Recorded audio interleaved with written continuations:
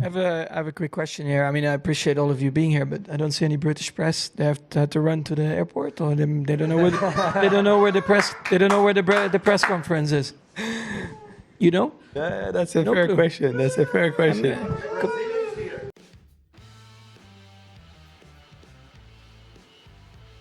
Quando Max Verstappen fez aquela ultrapassagem no Esteban Ocon no final da reta principal, entrando pro S do Senna, e o Lando Norris saiu da pista, eu pensei, cara, não é só a imagem da corrida não, é a imagem do campeonato. Olha o que aconteceu no GP de São Paulo, além de todo o caos em pista, de tudo que a chuva nos proporcionou. Aliás, São Paulo, mais uma vez, não nos decepcionando não só nas condições climáticas, como também na disputa em pista, que foi uma prova onde tudo aconteceu e dá para dizer que foi o maior teste de sobrevivência da temporada, com tantos problemas, tantos abandonos, tantas batidas. Mas o que aconteceu, e principalmente a aula que Max Verstappen deu para o público, para os torcedores, para os diretores de prova, diretores de equipe, principalmente para os adversários, é emblemática.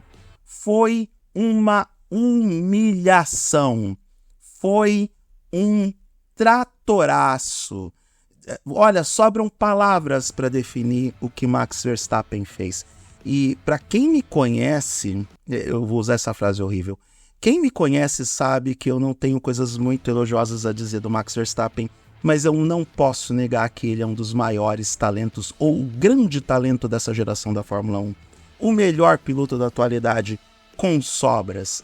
O que foi a performance de Max Verstappen em São Paulo?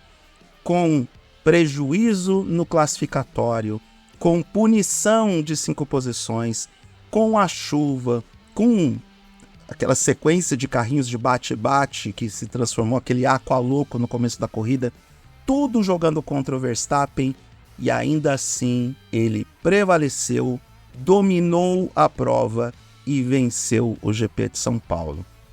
Eu disse por diversas vezes, o Lando Norris precisava de um dia muito ruim do Max Verstappen para ter alguma chance para ser campeão do mundo em 2024. O dia muito ruim veio. E mesmo no dia muito ruim, o Verstappen vence e o Norris termina a prova em sexto em uma corrida horrorosa do piloto inglês. Simplesmente tenebrosa. A falta de iniciativa e capacidade de ultrapassar o George Russell na primeira metade da prova é inacreditável.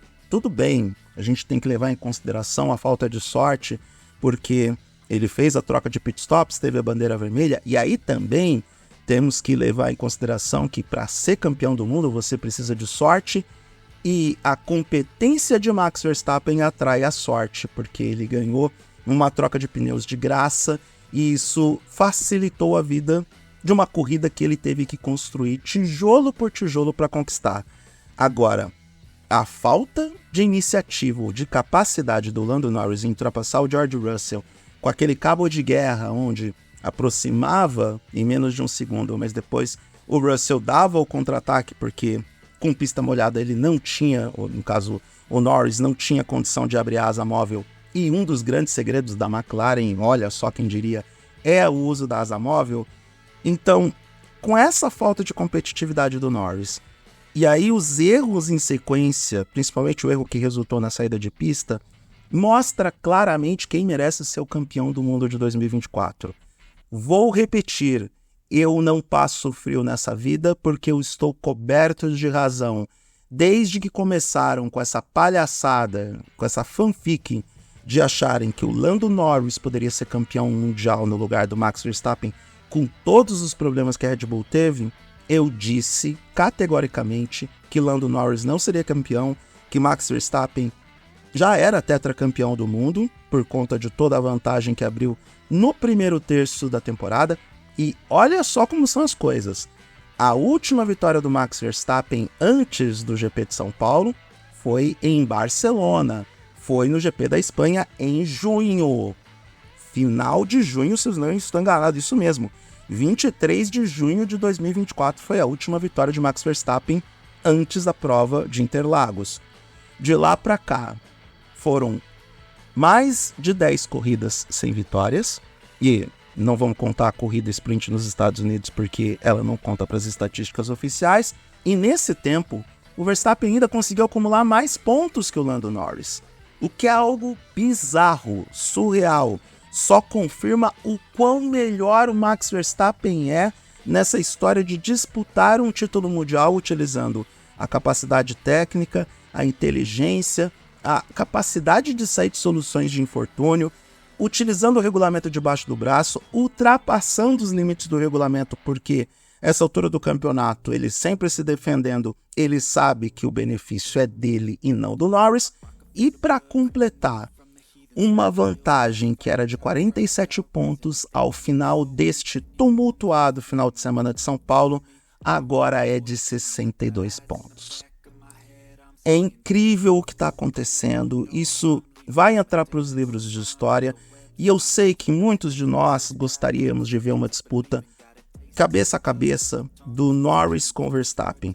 Muitos gostariam que o Verstappen tivesse um adversário à altura ou que o Norris tivesse condições reais de disputar esse título com o Verstappen em pista.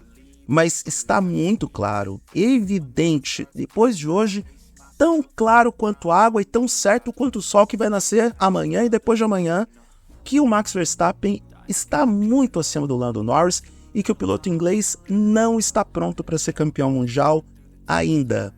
Insisto, me arrisco a dizer que o Oscar Piastri, nas mesmas condições, teria mais cabeça para lidar com essa situação, porque o Norris está sendo limado aos poucos e minado com o passar do tempo, porque a cabeça dele realmente está virando um mingau com toda a pressão, com todo o cenário apresentado, e eu sei, é frustrante para o Norris, porque ele viu o título mundial se aproximando, ou a possibilidade de, e foi aquela relação do mais perto e ao mesmo tempo mais longe. E não há muito o que se pode fazer, não há muito o que se pode reclamar dessa situação que foi construída também pelo próprio Norris, porque mais uma vez ele largou mal, essa que é a verdade, porque perdeu a liderança logo da primeira curva, o George Russell tracionou melhor e conseguiu concluir o S do Senna na frente, e com isso liderou a prova até as paradas dos pitstops. O Russell, que reclamou bastante do fato da Mercedes trazer ele para os boxes, porque ele pressentia que em algum momento teria o safety car ou a bandeira vermelha, e ele não conseguiu se beneficiar disso, até que houve o incidente que provocou a bandeira vermelha, a batida do Colapinto. Então, o Russell também, dentro das possibilidades, fez uma boa corrida, mas a Mercedes errou nas estratégias. Então, toda essa convergência de fatores e toda a competência do Max Verstappen deram para ele uma vitória que, para mim, é checkmate para o campeonato. Sinceramente, se eu sou um Norris, eu nem ia para Las Vegas. Ou, se é para ir para Las Vegas, é melhor... Eu não sei se eu posso falar isso no YouTube. É melhor consumir bebidas em profusão e procurar um entretenimento adulto, porque não há mais muito o que fazer na Cidade do Pecado. Porque disputar o título mundial é game over. O Verstappen deu a última pancada nesse negócio chamado Campeonato Mundial. Para mim, sacramentou o 4º título mundial. Já era o campeão há muito tempo, mas ele encerrou, obliterou a disputa. Não existe mais uma disputa, não existe mais um campeonato. E é uma questão de tempo. Tal e como eu disse vídeos atrás, Max Verstappen vai ser campeão em Las Vegas. Não vai ser nem no Qatar, vai ser em Las Vegas. E para essa corrida que foi excelente, fantástica, com diversas alternativas, em um ritmo, sabe, aquela coisa de fio na navalha, de você ver os carros andando no fio na navalha, é particularmente o que eu gosto de ver na Fórmula 1. De vez em quando a gente precisa do caos, de vez em quando a gente precisa da chuva para animar as coisas. Tá bom, chuva torrencial no sábado que transferiu o treino para domingo, mas é necessário. Todo mundo se divertiu com o que aconteceu. Quase todo mundo saiu feliz com a chuva que caiu em São Paulo nesse final de semana. Dentro do saldo dos vencedores, é impossível não citar a Alpine, que com aquela desgraça de carro ao longo do ano, aquela carroça, conseguiu colocar Ocon e Gasly no pódio, E isso fez tanta diferença na vida da equipe que os dois pilotos que são inimigos declarados trocaram um abraço efusivo no final da prova. Que, olha, uma das cenas mais pitorescas do campeonato foi esse abraço entre os dois pilotos da Alpine. Também foi muito pitoresca a forma como o Lance Stroll saiu na volta de apresentação 2 vezes. E eu quero ver se eu consigo essa cena para poder colocar no vídeo. Da galera na arquibancada, quando o Stroll saiu da pista, todo mundo começando a gritar o nome do Drugovich.